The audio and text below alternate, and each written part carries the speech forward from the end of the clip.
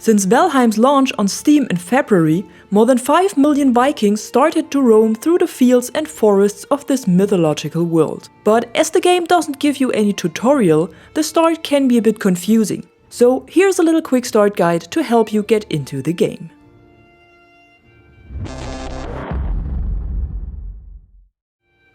Before you start into your adventure, you have to create a character. Choose gender, skin tone, hair and beard and give your character a name. Then start a new world, enter a name and join in. If you want to play with friends and not only alone, check out my server setup guide where I explain the different options you have to play Valheim together. After arriving in Valheim, you find yourself in a stone circle accompanied by a raven called Hugin.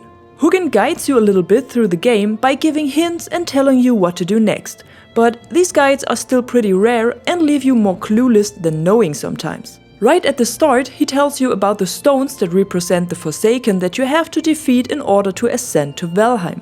What you shouldn't miss here is to interact with the red glowing stone next to Hugin, as this is a waypoint that marks the spot of the first Forsaken on your map. Later on, you will find more stones like this in the different biomes that will lead you to the other 4 Forsaken.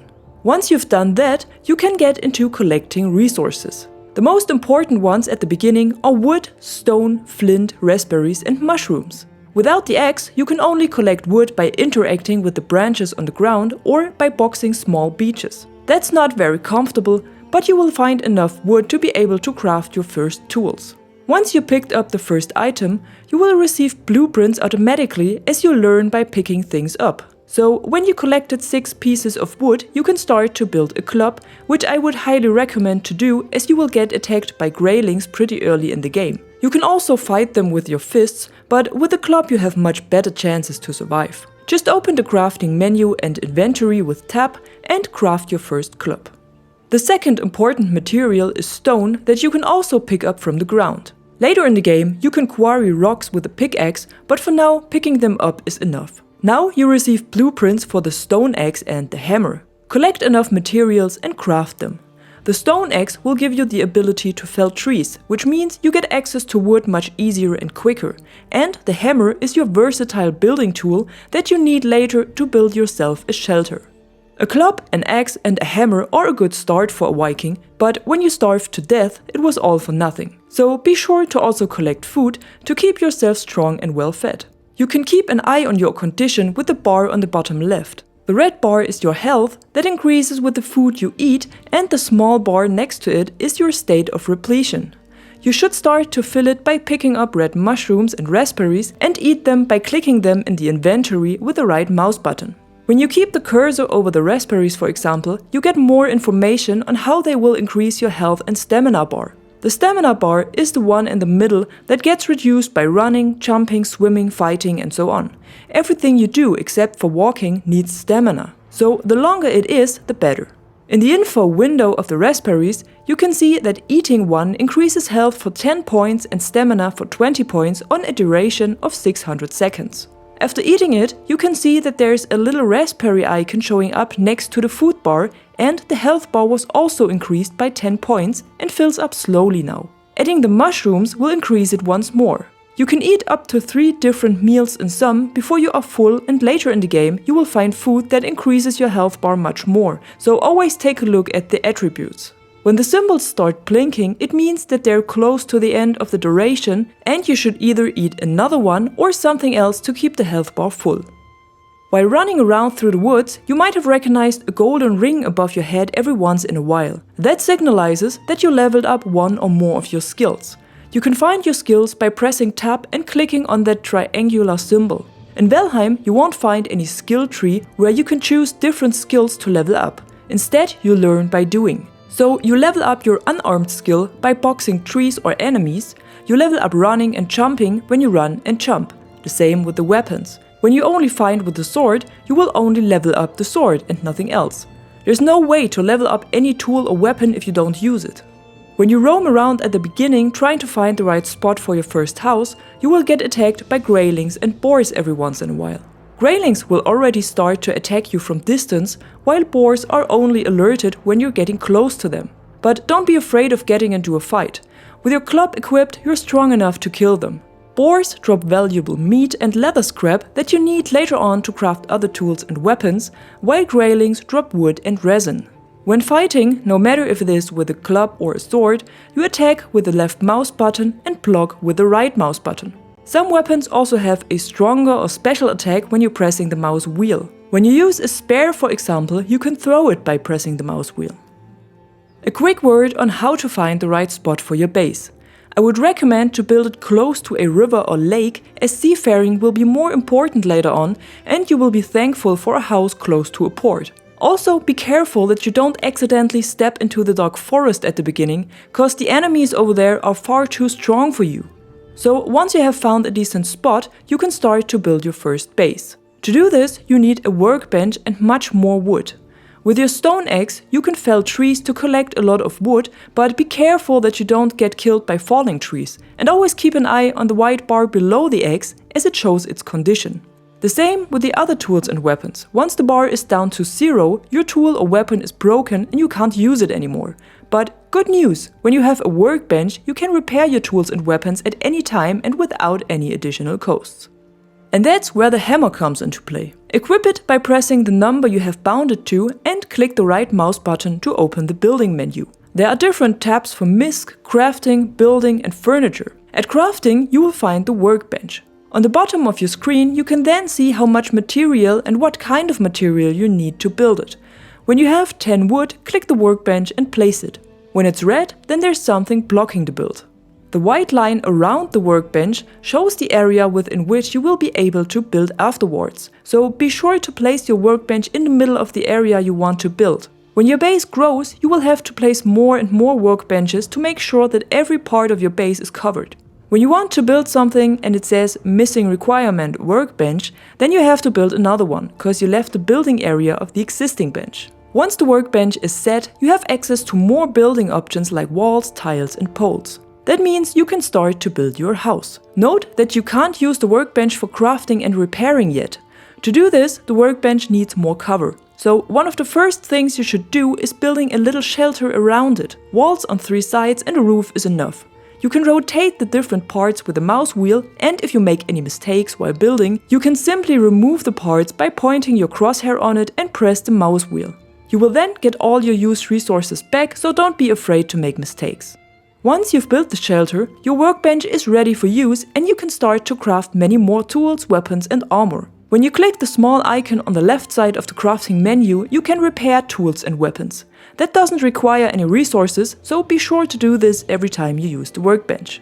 You can also upgrade already crafted tools and weapons with less material and raise their durability and damage. But the next tool I would recommend to craft is the hoe, because it gives you the ability to remove grass and level the ground before building your house on it. Equip it and click the right mouse button to see the options you have. You can now level the ground, raise it or build a path. To build a path and level the ground, you don't need any material. If you want to raise the ground, you need to collect stones. To make the ground even, place your character at a point and start to level around it. If you run around while leveling the ground, you will get an uneven surface, as the hoe always takes another level as reference. So choose a reference point, place your character and level around it. Now, the first thing you should do is place a campfire, especially when it's getting dark already. Cause during the night you will start freezing, and that means lower health and stamina regeneration. You can see the effects on your character in the top right corner next to the map. If you're getting wet, for example, it also shows up there. Once you've placed the campfire, be sure to throw wood into it every once in a while and place a cooking station. With this station, you can cook your collected raw meat. Just press E to place it and E again to take it off. I would recommend to wait until the meat is grilled, cause it only takes a few seconds, and if you run away or forget it or don't take it off in time, you will produce coal instead of grilled meat. You will need coal later on, but there's better options than that to produce it, and for now you're better off with some yummy cooked meat. So wait for the sizzle and collect your meal. Another advantage of the campfire is that you can rest close to it even when you don't have a bed or a house nearby. Just press X to sit down close to the fire and it will show the status effect resting in the top right corner. After a while it will show the rested buff, which means that you regenerate health and stamina much faster. So when you roam around in the wilderness, be sure to make a campfire every once in a while and rest a little. But back to building your house now. If you build small or big and how you create your house is up to you. There's thousands of pictures and videos showing beautiful buildings, so be creative. But there's some things you should take care of. One is the stability of your building. When you have the hammer in your hand and point the crosshair at a part of your building, it should show up in green. Green means everything is fine and your house is stable. If it's yellow or red, it means that it will most likely break if you don't stabilize it by placing poles and beams. You also need a campfire inside the house to raise its comfort. The higher the comfort, the faster you gain the rested state. But be sure to build a chimney or anything else that leads to smoke out of the house, otherwise you can't rest and you will receive damage because of smoke intoxication. Instead of a chimney, you can also build a hole on top of the wall inside your house and a 45-degree roof part to lead the smoke. That way you have no smoke inside the house, but you also don't have to worry about rain, as this would extinguish your fire. Just be sure the roof is high enough above the fire, otherwise the smoke will get pushed back into the house and into the fire and deals damage to you and also chokes the fire after a while. If you decide to build a chimney instead, you definitely need a small roof or a roof part on top, cause, as I already said, the rain will extinguish your fire. The last thing you definitely need in your house is a bed. This is not only where you sleep to skip the night and rest, but it's also your spawn point. So when you die out in the wild, you will respawn here instead of the stone circle you landed originally. Every time you sleep in a bed, no matter if it is in your base or in an outpost somewhere in the forest, you will set your spawn point there. Note that you can only sleep if you have a fire close to you, if you are not wet and if there are no enemies around. When you're done building your base and crafting your first tools and weapons, you can start to roam around and hunt. I would recommend to craft the crude bow next, cause you can start to hunt deer then. When you do this, try to get closer to it by sneaking. Just press Ctrl and your character will crouch. You will then see a little icon in the middle of the screen that shows if you are undetected or not. If it switches from the line to the eye, the deer heard or saw you and will run away. Note that sneaking also reduces your stamina. The next thing you should do is collecting flint stones. You will find them close to the water, and once you collected a few of them, you can build the flintstone axe that is much stronger than the stone axe, and you can fell trees much faster with it. With flint, you can also craft flint head arrows that deal more damage than the wooden arrows, and also fire arrows by adding resin. Especially the fire arrows will be your long-term friend, as they deal additional fire damage and can be used against stronger enemies as well. Now you're almost ready to defeat the first Forsaken Eikthyr. I would recommend to level up your weapons as high as you can and craft leather cloth before you try it. If you can't level up anymore cause it says you need to raise the level of the workbench, build a chopping block and a tanning rack to improve the workbench to level 3. Now you can also upgrade your weapons and tools higher and increase their durability and damage.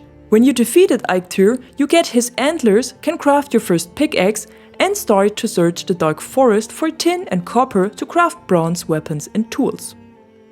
Last but not least, there are 2 key shortcuts that you should know as they help you click a bit faster through the inventory. When you hold shift and click an item, you can split the stack. The value you choose is what you grab with your mouse. This is helpful when you only want to take 5 wood from the chest instead of the whole stack, for example. The other tip is to hold Ctrl when moving resources from your inventory to a chest or the other way around. This way, you don't have to move the items from one place to the other with your mouse. You simply click it, hold Ctrl and click the slot where you want it to move. And that's it with the beginner guide. I hope it will help you to get started in Valheim, and if you liked the video, be sure to give it a thumb up and subscribe to the channel to stay tuned. Until then, thanks for watching, I am the Catwoman and you are awesome.